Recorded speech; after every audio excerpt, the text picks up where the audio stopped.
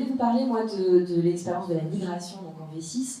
Et pour vous parler de ça, je voulais commencer par le fait de vous rappeler qu'en fait, moi, je suis rattachée à l'université d'entreprise, qui est un organisme de formation interne, ce qui veut dire que de temps en temps, je suis cliente de moi-même. L'organisme par lui-même utilise Cifadis, Cifadis que moi j'administre en tant que Digital Learning Manager. Donc ça peut poser quelques difficultés, mais ça permet aussi de se rendre compte des difficultés réelles qu'on a. Alors cette poule, c'est un peu nous, quand on a découvert le sujet, alors pas de la V6, mais plutôt de la LMS. Une poule qui trouve un couteau, vous imaginez qu'elle ne sait pas trop par quel bout le prendre, ni comment l'attraper. Le couteau est un peu digital, vous l'avez vu. Donc c'est aussi pour rappeler qu'on n'était pas du tout au moment du démarrage avec Cifadis début 2015, habitué à tout ça, et on s'est dit comment est-ce qu'on va prendre ce machin. Il s'avère qu'on s'est rendu compte que c'est plutôt un couteau suisse, donc il y avait plein de choses à faire, et donc on est devenu très gourmand, voire limite un peu obèse de la fonctionnalité, donc on a voulu essayer plein de trucs. Et c'est dans ce cadre-là, effectivement, qu'on a beaucoup développé notre utilisation. Un tout petit retour pareil au niveau de la chronologie, donc 2017, ça c'est pour ceux qui n'y étaient pas encore, donc il y a eu la sortie de la V6. Nous, parallèlement, on travaillait notamment avec les équipes d'Amélie à sortir un parcours d'intégration qui s'appelait Pulse, un parcours digital d'intégration pour les collaborateurs. Et puis, on avait l'une des rencontres dont je vous parlais un petit peu tout à l'heure chez EDF qui nous faisait un premier retour d'expérience de la migration. Ça a engendré chez nous une volonté de se dire il faut qu'on pense plus largement, on repense plus largement notre stratégie LND avant de migrer. Donc, on va balayer un peu devant notre porte. Pour ça, on a fait en février 2018 un séminaire avec donc l'ensemble des parties prenantes, pas que Learning and Development à l'international, mais également des usagers, des utilisateurs. De ce séminaire est sortie cette roadmap, donc de février qui nous avait jusqu'à novembre. Premier axe, donc refonte de la stratégie learning, en repensant les besoins de l'utilisateur, en pensant à un rôle dédié aux managers et également en ayant un espace de partage de la connaissance ouvert à tous. Parallèlement, bien sûr, on a fait évoluer réellement la plateforme avec la V6. Et j'ai loupé ma troisième, je vais passer, merci. Et puis toute une partie également de préparation au lancement et d'accompagnement. Et c'est là notamment où on a eu beaucoup d'aide de la part de vos équipes, des équipes Cifadis, sur la partie gamification, création d'un challenge pour embarquer les gens qui connaissaient notre plateforme. Elle n'a pas changé de nom, mais il fallait leur dire qu'elle est quand même hyper nouvelle dans les fonctionnalités, qu'il y a quand même tout un boulot à faire. Merci. Et du coup, voilà à quoi elle ressemble aujourd'hui. Donc, c'est uniquement des petites slides, mais ça vous donne une idée. Donc, on a repensé vraiment la présentation, la homepage que vous avez là au regard de l'expérience utilisateur. Vous le voyez, on a un espace qui s'appelle Connecter nos savoirs, qui est en fait l'utilisation du catalogue de ressources, dans lequel on peut venir consulter ce que librement les collaborateurs peuvent créer.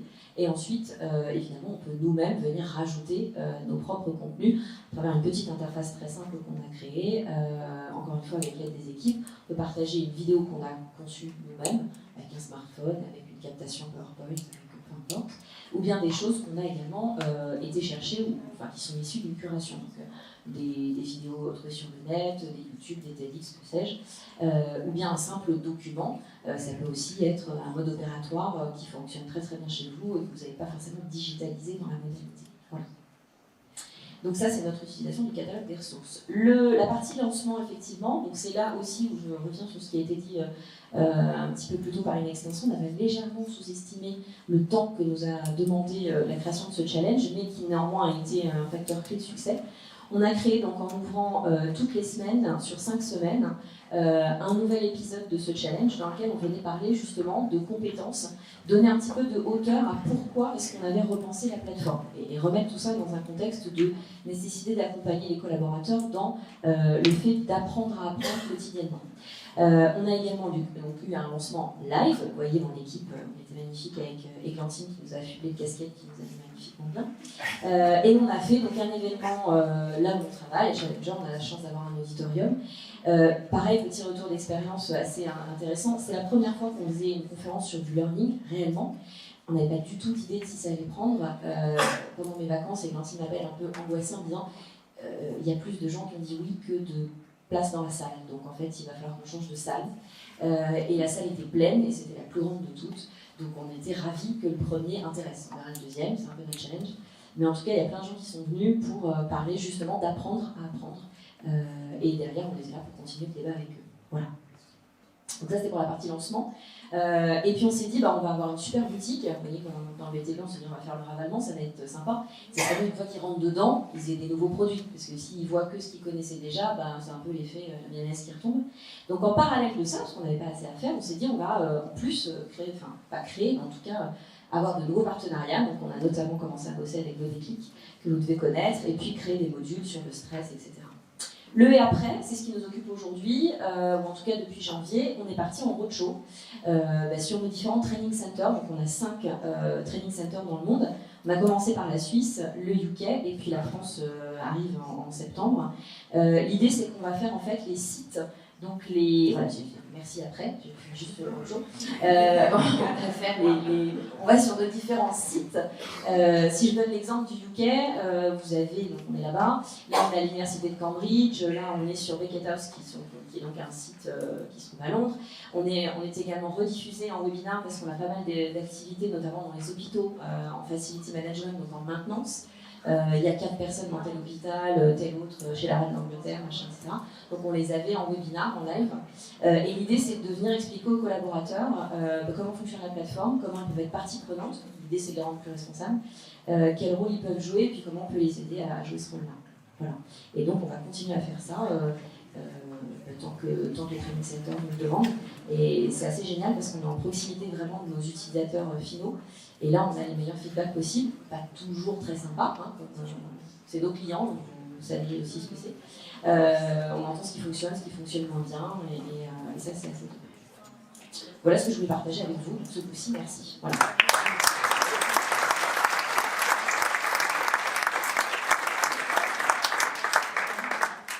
Si vous avez des questions.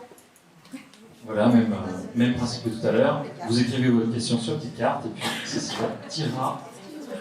Est-ce que vous avez tous des cartes au moins?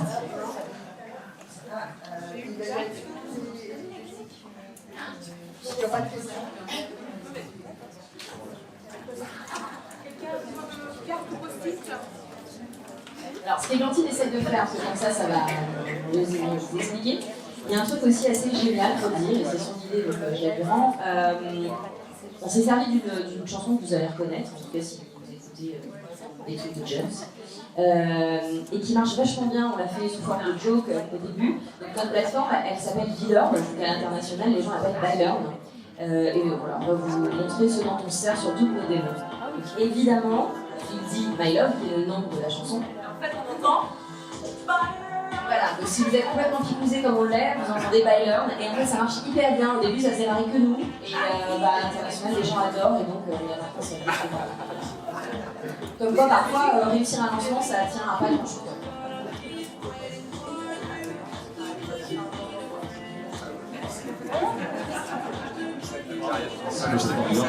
Ils veulent juste changer de nom de la série et ils achètent le sac.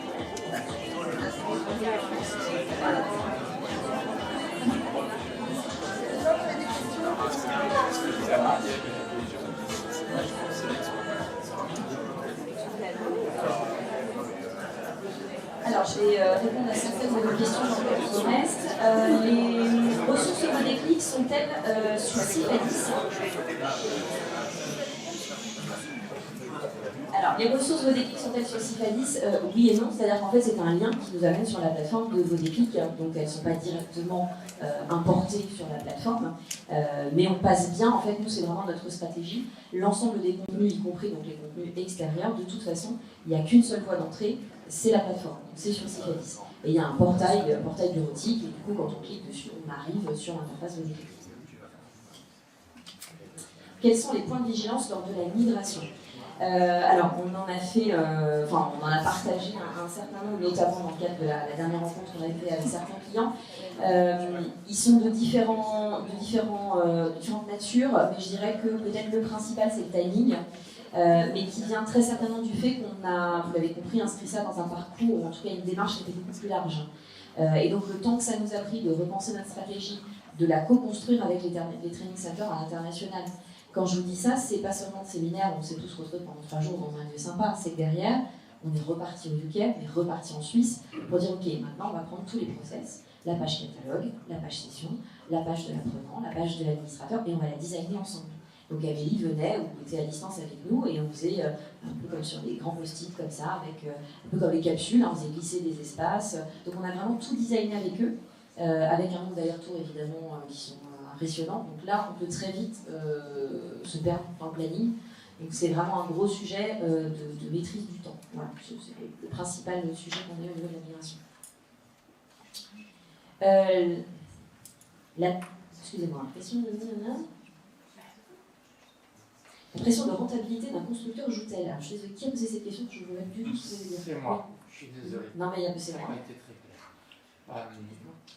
Alors, c'est peut-être des a priori, mais dans le monde de la construction, la rentabilité pour la construction des bâtiments est très forte, comme dans la grande distribution et ailleurs.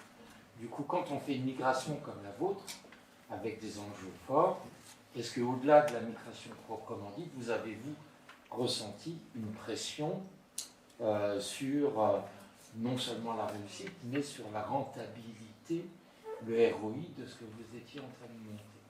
Alors, est-ce que j'ai été clair? Oui, c'est plus clair, merci. Sauf que moi, je ne t'ai pas me répondre très clairement, comme j'aime bien, c'est-à-dire oui et non. Oui, parce que vous avez raison, nécessairement, il faut qu'à un moment donné, ça serve un objectif business. Si on fait juste ça pour que les équipes L&D s'amusent, effectivement, les ingés vont le regarder bizarrement. Par contre, non, dans le sens où on n'a pas de KPIs chiffrés en disant, alors il faut que tel gars, on mesure que voilà. En revanche, comment est-ce que c'est rattaché au business? C'est parce qu'on est aujourd'hui l'une des déclinaisons de la stratégie d'accompagnement à la transformation digitale de nos métiers, de notre entreprise. Celle-ci, elle est éminemment, pour le coup, regardée avec des KPIs, notamment très très chiffrés et entre autres relatifs à la rentabilité, à la production, à la productivité. Et que du coup, pour aider nos collaborateurs à être plus rapides, plus performants dans leur métier, ce que je disais un petit peu en introduction hier matin, nécessairement, il faut les accompagner à la transformation de ces métiers. Et donc forcément, ce qu'on fait participe à ça.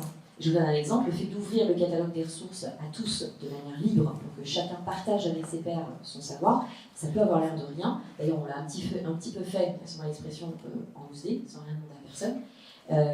Je me suis dit, il vaut mieux que je le fasse comme ça, parce qu'on ne me dira jamais oui. On va me dire, mais ça va pas bien, qui valide, qui regarde, ce qui se passe dessus.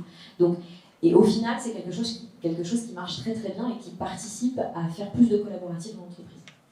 Je ne sais pas si j'ai répondu complètement. Merci.